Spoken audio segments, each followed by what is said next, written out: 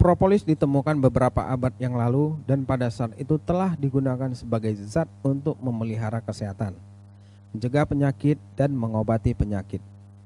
Propolis berasal dari bahasa Yunani.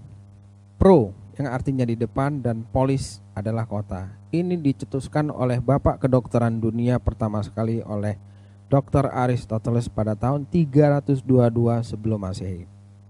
Jadi pengertian propolis adalah merupakan pertahanan kota.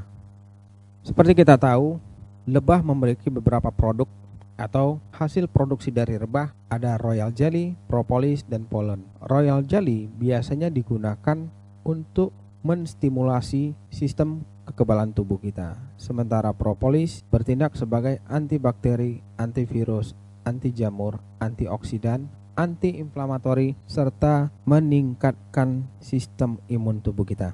Pollen ini merupakan natural multivitamin yang sumbernya berasal dari tumbuh-tumbuhan serta esensial protein dari tumbuh-tumbuhan.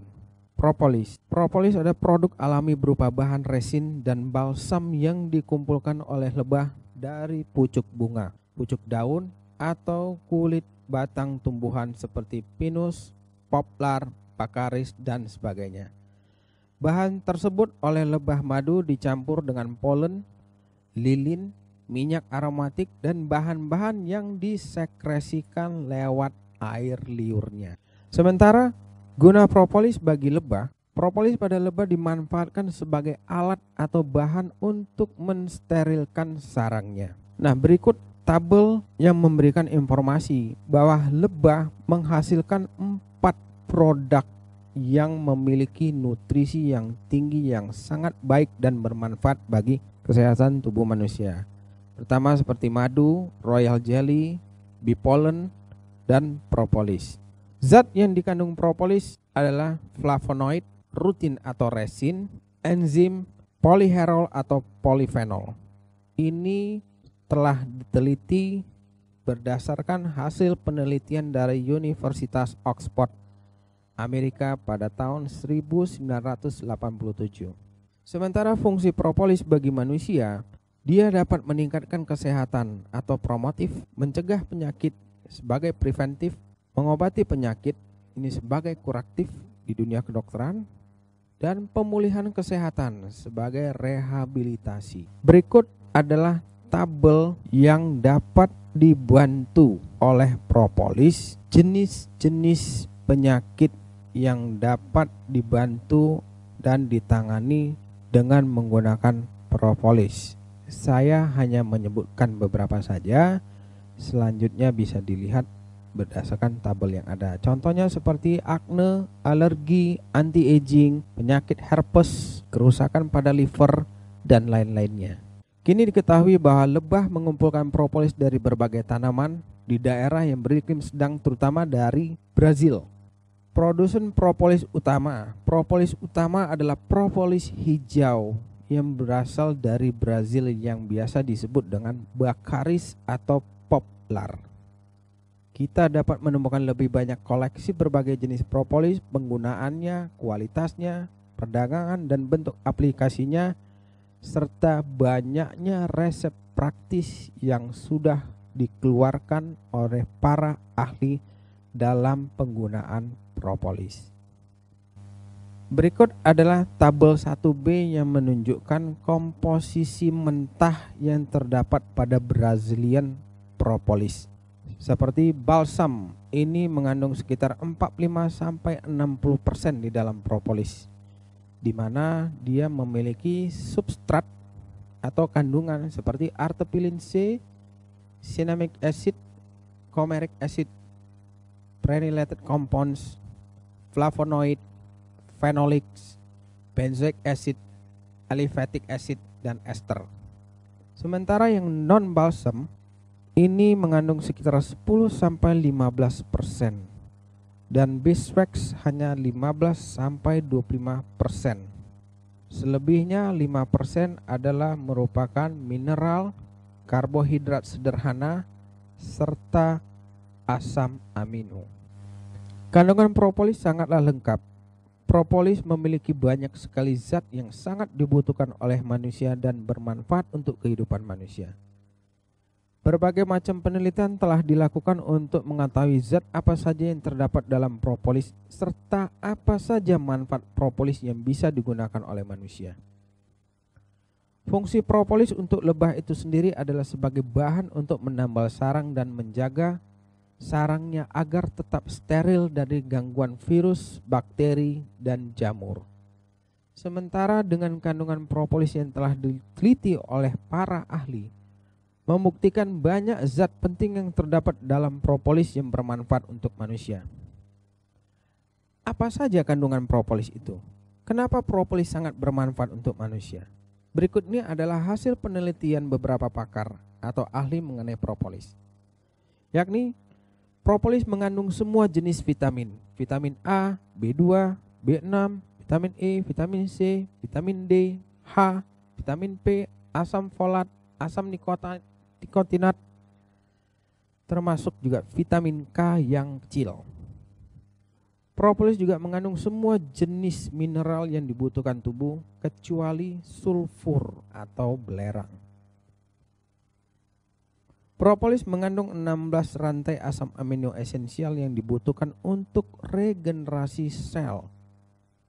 Propolis juga mengandung bioflavonoid yakni antioksidan di mana dapat bertindak sebagai antivirus, antibakteri, anti jamur, anti peradangan, dan membantu proses regenerasi sel sebagai suplemen sel.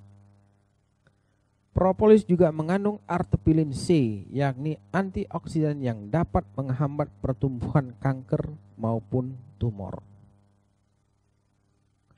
Propolis mengandung lebih 180 fitokemikal, yakni senyawa yang ada di tanaman besar dengan usia di atas 100 tahun. Biasanya terdapat di bagian pelepah, mengandung jenis antioksidan yang tidak ada di tanaman yang biasa kita makan. Zat yang paling menonjol dalam kandungan propolis adalah bioflavonoid atau flavonoidnya. Apa itu bioflavonoid? Bioflavonoid atau sering juga disebut sebagai vitamin P adalah zat aktif yang kaya akan antibiotik, antioksidan, dan anti jamur yang biasanya terdapat dalam sayuran dan buah-buahan. Ini pertama kali ditemukan oleh bapak vitamin dunia yakni Dr. Albert Szent-Györgyi pada tahun 1935. Berikut kalau kita lihat tabel fungsi flavonoid yang paling utama, dia adalah sebagai vascular protection. Dipecah lagi, vascular protection di dalamnya dapat bertindak sebagai anti-inflammatory, enzyme modulation, mengencerkan darah, membantu membentuk jaringan pembuluh darah yang baru sebagai antioksidan, serta dapat menormalkan tekanan darah. Bioflavonoid memiliki manfaat untuk manusia yang telah saya sebut di atas, yakni antivirus, antibakteri, anti jamur, antioksidan, anti kanker, anti peradangan, anti-infeksi, menguatkan sistem kekebalan tubuh, serta memperbaiki sel tubuh yang rusak dan membantu regenerasi sel. Bioflavonoid yang ada dalam satu tetes propolis setara dengan flavonoid dalam 500 butir buah jeruk. Pada penemuan terbaru sekarang, propolis mengandung sebanyak 300 senyawa aktif. Komponen ini ditemukan untuk melawan kanker dengan berbagai cara, termasuk 1. Mencegah pertumbuhan pembuluh darah baru untuk memberi makan sel, atau disebut dalam bahasa kedokterannya yakni anti-angiogenesis. Yang kedua, mencegah penyebaran atau metastasis kanker dari satu organ ke organ lainnya. Yang ketiga, menghentikan pembelahan sel kanker maupun tumor. Yang keempat, menginduksi apoptosis atau membuat kematian sel terprogram. Oke, seperti yang kita tahu, kandungan terbesar flavonoid pada propolis memiliki berbagai macam fungsi, yakni menguatkan selaput sel atau mengaktifkan sel. 2. Menghidupkan sel mati. 3. Mencegah terjadinya pertumbuhan tumor. 4. Menstabilkan syaraf parasimpatik atau anti tekanan pada syaraf. Sebagai antioksidan mencegah ancaman radikal bebas. 7. Mengandung vitamin A, B1, B2, B3, B4, B5, B6, B12, C, D, dan E. 8. Mengandung mineral. 9. Sebagai protein atau asam amino yang esensial yang berasal dari buah maupun tumbuh-tumbuhan. Ini ditemukan penelitiannya pada ilmuwan Jepang pada tahun 1987. Lalu fungsi resin atau yang sering disebut juga dengan rutin. Dia dapat merangsang tubuh menghasilkan imunitas atau kekebalan. Yang kedua, menguatkan dinding sel. Ketiga, menguatkan dinding pembuluh darah. 4. Melembutkan saluran darah sehingga pembuluh darah lebih kenyal. Ini ditemukan oleh Dr. Ben Hauenstein, penelitiannya pada Universitas Jerman Barat pada tahun 1987. Selanjutnya, dia memiliki enzim. Fungsi enzim penting dalam mencegah terjadinya berbagai penyakit pada manusia. Ini ditemukan pada hasil penelitian University Oxford USA pada tahun 1987. Selanjutnya, fungsi polihedral atau polifenol dapat menstabilkan emosi, membuat jadi rileks dan jiwa jadi tenang. Ini penelitiannya didasarkan dari penelitian Oxford University USA pada tahun 1987. A. Propolis menurunkan tekanan darah. Propolis membantu tubuh kita untuk menghasilkan zat oksida nitrat. Oksida nitrat adalah zat yang sangat penting untuk kesehatan jantung. Lapisan dalam pembuluh darah kita menggunakan oksida nitrat untuk memberi signal pada otot polos sekitarnya untuk rileks atau bersantai, sehingga mengakibatkan pelebaran pembuluh darah atau vasodilatasi dan peningkatan aliran darah, sehingga sangat disarankan sekali untuk mengkonsumsi propolis. Jadi intinya bahwa propolis dapat membantu memodulasi tekanan darah. Yang B, propolis adalah produk lebah dengan aktivitas antimikroba tertinggi. Aktivitas antibakteri propolis telah terbukti dalam berbagai penelitian ilmiah.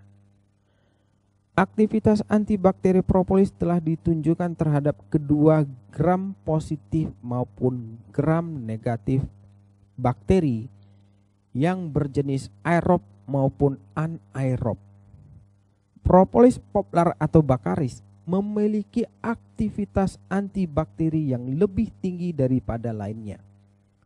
Dengan meningkatnya resistensi antibiotik pada tahun-tahun terakhir, banyak ahli medis di rumah sakit di Indonesia menggunakan propolis sebagai agen antibakteri. Telah ditunjukkan bahwa propolis memiliki efek sinergis dengan tindakan antibiotik. Efek antibakteri propolis bersifat bakterisidal, yakni membunuh bakteri. Setiap jenis propolis memiliki zat antibakteri yang berbeda. Yang C, propolis dapat bertindak sebagai aktivitas anti jamur. Propolis poplar atau baccharis atau Brazilian propolis ini adalah produk lebah dengan aktivitas anti jamur tertinggi, seperti yang diuji pada 40 macam ragi jenis jamur yang mengganggu kesehatan tubuh manusia. Jadi propolis Brazilian memiliki aktivitas anti jamur yang lebih tinggi daripada jenis propolis yang lain. D.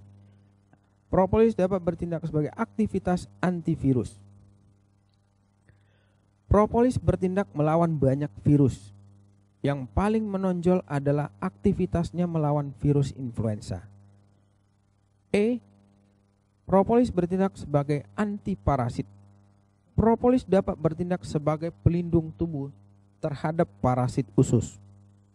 Dalam hal ini, krisin, quercetin, dan galangin merupakan komponen antiparasit yang dimiliki oleh propolis. F. Propolis dapat bertindak sebagai aktivitas antioksidan dan hepatoprotektif. Aktivitas antioksidan berbeda jenis polifenolnya. Contohnya seperti Brazilian propolis yang memiliki kandungan CAPE atau artepilin C, tampaknya memiliki salah satu zat antioksidan yang paling kuat dari propolis lainnya. Aktivitas antioksidan ini diukur dalam unit yang berbeda. Aktivitas antioksidan makanan berbeda dibandingkan kebanyakan ditentukan biasanya oleh indeks ORAC atau ORAC, yakni Oxygen Radical Absorbance Capacity. Dan menurut patennya di Amerika pada tahun 2007, propolis murni ini mencetak sebesar 9.674 unit ORAC. Ditemukan bahwa ekstrak propolis yang larut dalam air seperti tipe poplar atau bakaris ini memiliki hasil signifikan dan mengandung lebih banyak flavonoid aktif secara biologis, dan juga bahwa kapasitas antioksidannya serupa dengan etanol ekstrak. Yang G, propolis dapat bertindak sebagai aktivitas hepatoprotektif dan aktivitas antiradiasi. Seperti kita tahu, hati adalah merupakan organ tubuh yang paling sulit. Ini memiliki ratusan tugas untuk dilakukan, termasuk detoksifikasi darah. Hati yang lesu berarti kelelahan dan toksemia, dan risiko tinggi berbagai penyakit kronis. Fenolik diketahui memiliki fungsi hepatoprotektif. Aktivitas hepatoprotektif untuk berbagai jenis propolis telah diketahui dan ditemukan. Ini berkolerasi dengan aktivitas antioksidan. Propolis menangkal efek hepatoksis pada hati atau liver kita.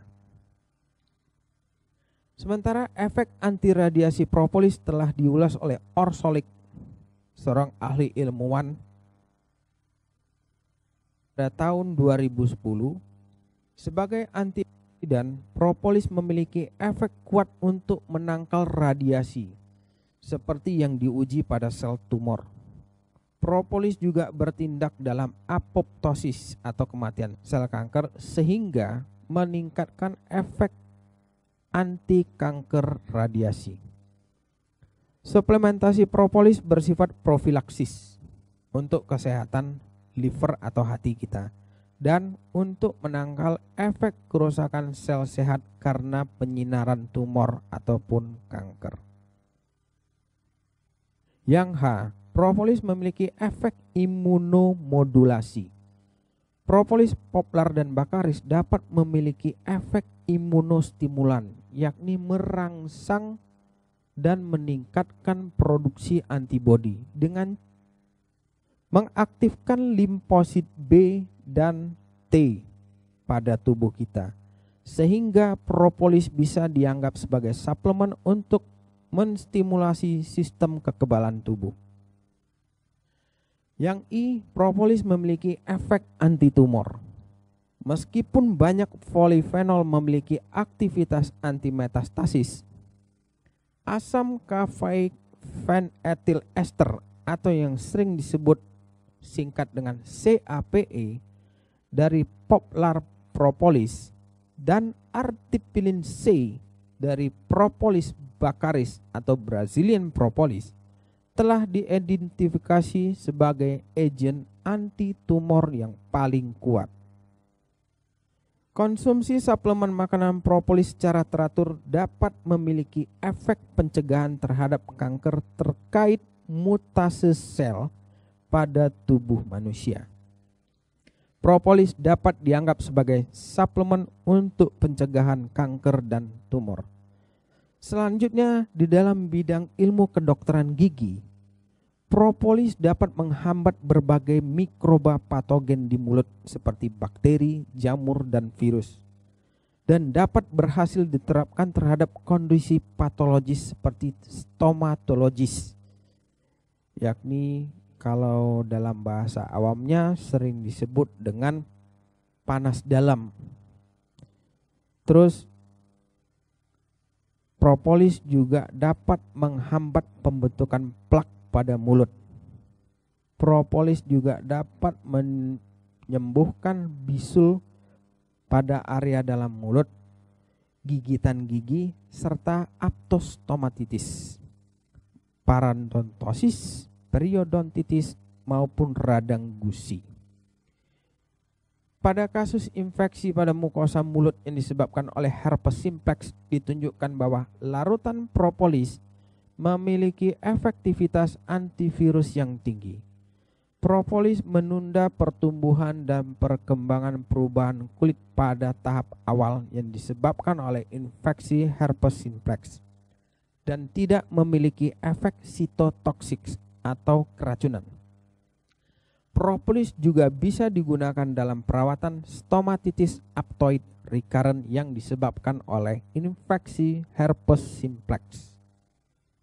Sementara pada ilmu kedokteran THT, propolis juga banyak membantu mengatasi proses peradangan kronis pada radang telinga bagian dalam, peradangan akut ataupun kronis pada jalur pernafasan, sistem respirasi atau paru-paru, sinusitis, radang tenggorokan, infeksi amandel, maupun TBC yang biasanya kadangkala disertai antibiotik secara bersamaan dalam keadaan kompleks. Propolis dapat berfungsi atau bertindak sebagai antituberkulosis. Yang paling terakhir, di dalam ilmu THT maupun paru, propolis dapat membantu meringankan penyakit asma atau yang sering disebut dalam ilmu kedokteran adalah bronchial asma. Pada ilmu gastroenterologi, efek propolis dalam gastroenterologi dikenal sebagai penghambat kuat Helicobacter pylori, yakni agen penyebat infeksi lambung atau luka pada usus 12 jari dan infeksi lambung. Kombinasi dengan antibiotik untuk pencegahan dan pengobatan ulkus gaster atau gastritis ini sangat terbukti dan dapat dilihat pada tabel pembuktian di slide PPT nantinya. Karena sifat propolis ini sebagai antiflokulan dan antimikrobanya sangat kuat, sehingga suplemen propolis ini dapat digunakan sebagai pencegahan infeksi bakteri dan radang perut maupun usus 12 jari kita. Nah, pada penyakit HPV atau human papilloma virus yang dapat menyebabkan kanker serviks, yang merupakan kanker paling sering terjadi pada wanita, terutama di Indonesia ataupun negara berkembang. Bahkan di negara-negara barat ada banyak displasia terkait HPV yang membutuhkan operasi dengan cara konisasi atau bahkan histrektomi, pengangkatan rahim. Ada 2 penelitian menunjukkan bahwa propolis mengandung terapi yang bisa membasmi infeksi HPV dalam waktu 6 bulan. Dan ini telah diuji coba secara acak dan memiliki hasil yang sangat baik. Ekstrak propolis yang kaya akan CAPE ini dapat menekan sepenuhnya pertumbuhan kanker yang tipe NF1 dan NF2 pada manusia yang hampir lengkap. Konsumsi suplemen makanan propolis secara teratur dapat memiliki efek pencegahan terhadap kanker terkait mutasi sel tubuh pada manusia. Dalam uji klinis terkontrol ini menunjukkan bahwa suplementasi dengan kapsul propolis sebesar 400 mg 3 kali sehari selama 10 hari berturut-turut sebelum radioterapi sangat baik pada pasien kanker payudara. Berikut adalah contoh serta gambaran tabel pada penyakit kulit. Propolis dapat melawan penyakit epidermofitosis, penyakit kulit tuberkulosis alopecia, psoriasis, eksim mikroba, dan eksim yang berbeda lainnya. Kondisi kulit pada daerah dingin seperti pyoderma ini juga dapat diperbantu dengan menggunakan propolis. Anda bisa lihat contoh gambar seperti penyakit tuberkulosis, eksim, dan psoriasis pada penderita penyakit kulit. Selanjutnya, pada penyakit mata, beberapa studi klinis yang berhasil mengenai pengobatan mata ini telah melaporkan bahwa propolis dapat mengatasi penyakit konjungtivitis dan blefaritis. Larutan propolis ini yang berair sekitar 0,3-1% ini telah diaplikasikan dan telah mendapat bukti yang baik dapat menangani penyakit konjungtivitis dan blefaritis pada mata. Pada ilmu ginekologi atau ilmu penyakit kandungan dan urologi, aplikasi propolis dalam ginekologi dan urologi didasarkan pada antibakteri dan antiinflamasi. Jadi artinya pada ilmu kandungan dan urologi, propolis biasa digunakan sebagai antibakteri dan antiinflamasi. Nah, contohnya seperti radang vagina dan daerah genital wanita, di mana ada 8 penelitian telah berhasil dilakukan untuk tujuan penerapan langsung dengan menggunakan tampon. 2 penelitian dengan perawatan yang sukses dapat mengatasi erosi vagina dan berhasil ditangani. Dan ini penggunaannya menggunakan propolis sendiri atau dapat dikombinasi dengan krim kortison. Jadi dengan pemakaian 15% kandungan propolis dalam bentuk krim yang berlemak, ini dapat dilakukan pada ilmu ginekologi atau urologi. Selanjutnya kita membicarakan tentang efek alergi dan toksik pada propolis. Sebagian besar penelitian alergi dilakukan dengan propolis, poplar, dan bakaris, dan tidak ada kasus alergi dari propolis lainnya. Jadi propolis, poplar maupun bakaris ini memiliki efek sedikit alergi bagi orang yang memang tidak cocok atau alergi dengan propolis. Sementara toksikologi, jadi efek racun yang ditimbulkan oleh propolis. Burdock, seorang ahli ilmuwan kimia dan kedokteran, ini mengulas banyak studi tentang toksikologi pada propolis, dan dia menyimpulkan bahwa asupan sebesar 4.000 mg per kilogram berat badan per hari ini tidak ada efek terukur, dan menetapkan bahwa propolis no effect level atau NOEL, jadi no effect level pada 1.400 mg per hari. Jadi umumnya margin keamanannya diasumsikan sebesar 100 untuk aditif obat dan makanan. Jadi 1.400 dibagi 100, jadi sekitar maksimal 14 mg per kilogram berat badan kita per hari. Ini tidak akan menimbulkan efek toksikologi. Jadi dalam arti kata, kalau kita mengkonsumsi propolis sebesar 980 mg ataupun 1000 mg, dalam arti kata 1 gram per hari, sesuai dengan berat manusia 70 kg, ini tidak akan menimbulkan efek toksikologi apapun. Nah, dosis yang dibicarakan pada anak-anak. Dosis anak-anak biasanya merupakan setengah dari dosis harian orang dewasa yang tidak mengalami suatu infeksi. Dalam arti kata, orang yang sehat juga bisa mengkonsumsi propolis. Contohnya, di banyak negara propolis dicampur dengan madu sekitar 1 gram per 100 gram madu. Jadi kalau kita lihat dalam 1 sendok teh yang mengandung 10 gram madu, pasti di dalam kandungannya terdapat 100 mg propolis. Dan ini kalau dikonsumkan kepada anak-anak sehari 3 kali, berarti hitungannya sebesar 300 mg propolis per hari untuk anak-anak, ini menunjukkan batas yang masih aman pada anak tersebut. Nah, bagaimana dengan bentuk yang tablet? Tablet umumnya mengandung sekitar 50 mg propolis. Jadi 3-6 pil per hari ini bisa direkomendasikan total menjadi 300 mg dan dapat dikonsum pada anak-anak. Sementara orang dewasa ini dikali 2, jadi sekitar 500-600 mg per hari orang dewasa dapat mengkonsumnya untuk menjaga kesehatan tubuh.